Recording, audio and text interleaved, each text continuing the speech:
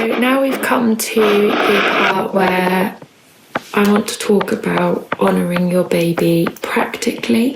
This kind of broadens the audience a little bit, because if you are the type that generally tends to keep yourself to yourself and you don't like speaking about your experiences, then you might find some of these are beneficial in helping you to still honour your baby.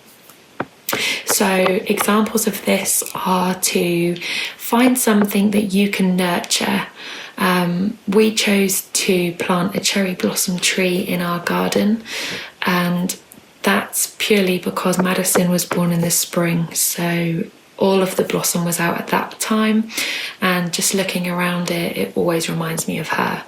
So very shortly after we lost her, we actually went out, bought a tree that we liked and planted it straight away. Now this will bloom every year on her birthday, and it is just a beautiful and very peaceful reminder that hopefully will grow with us as we go through the passing years. It's also a focal point that means she still has a practical place in our home.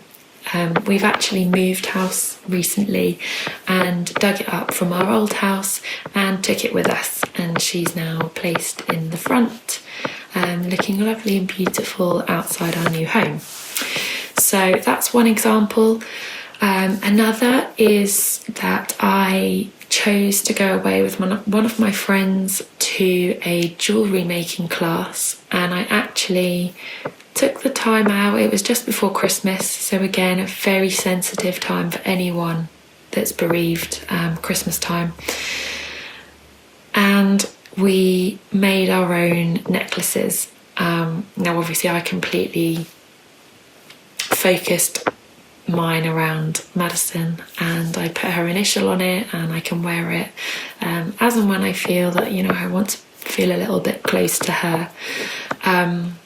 On that same lines, this is her birthstone, and I had some gorgeous friends who bought this for me recently after she was born, and that alone was a beautiful gesture. Just it kind of linking back to my second point, that I'd opened up to my friends, you know, to let them in, and they wanted to share their care and to share their love, and also remembrance for her by giving me this gift. So that was something I will hold on to forever.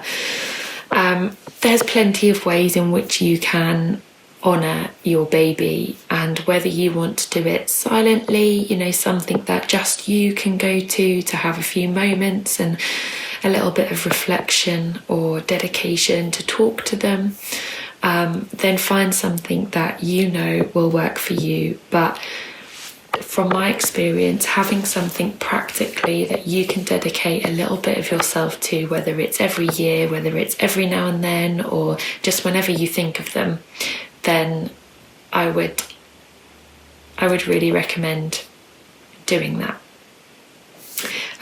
Just to quickly mention, I also keep this little teddy next to our bed, and there's so many emotions attached to this. And now that I have my second daughter, Phoebe, she often will kind of look across to it and shout Ted at this.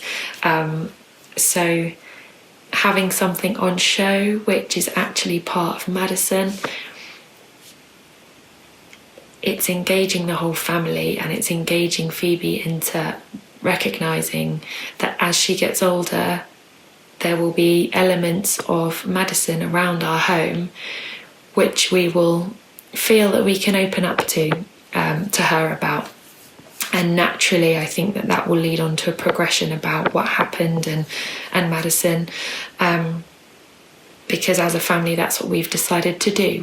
We want to keep her memory very much alive, and having things practically around the home for us really help to encourage a natural conversation with family members, as opposed to it being a very sit-down, forced kind of talk, or something that's kept hidden and never really addressed.